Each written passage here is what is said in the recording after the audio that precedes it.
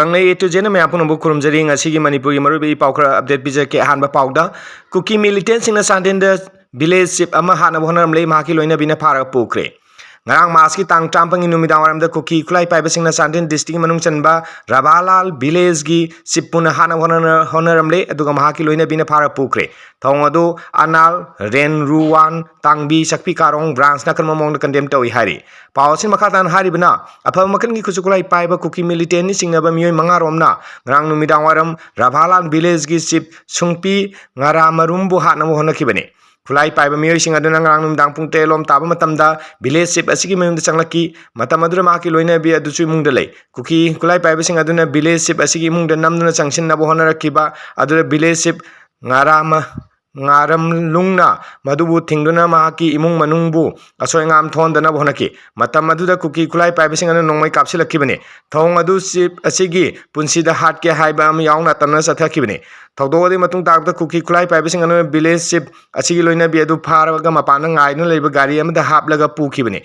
adubu thawdok adu imung manung amsung kunja singna koirau laungnarakpadi Kuki kulai paiba sing adu sajik tampaklomda chenki Kuki kulai paiba singna village ship asida chatharakiba attack asi state asida hena khudong thingai oiba amasung yamna thamoi songai oiba unkhanaba phibam ama leiringai marak asidane Kuki militant singna village ship pohana honarakiba amasung maki loinabi na phana pukhiba asina mafam adura santi amsung nungsi chanana leiminariba aduda chauna akiba pibane Kuki militant singa singmotong asi loop asina akan mamong da condemn tawi maramana sarkar gi maikedi Kuki militant singna phakraba village ship ki loinabi du khudakta rescue tawgadabni thawdog adu senari ba sing phatna transparent oiba mamong da investigation chathagadabni loina asingma thong asi makatana chawthoroktana ba mari leinaba authority sing honagadabni amasung justice purakadabani hairi mathang yani sibo pauda tamenglong da nongmai kapnakre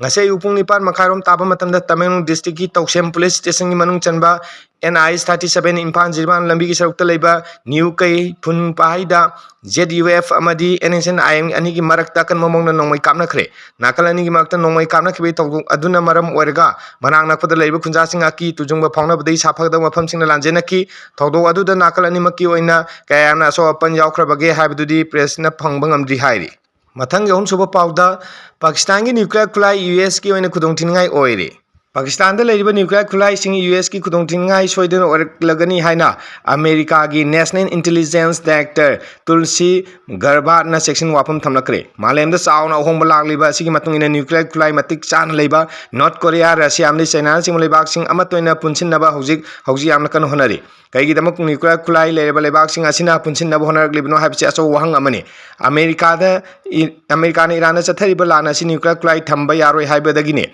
adubu hojik maleng leiba kaya nuclear kulai sanabada kan malamjen chenari lakaru sei 2035 fawi manu nuclear kulai dising taruk hena leiragani haina panari mathang yaroiba pauda Kuki militant sing ukulgi sina kaithel naga village da landakre sarkar gi thongi mayokta mask mathoi da litanda protest rally pangthokadori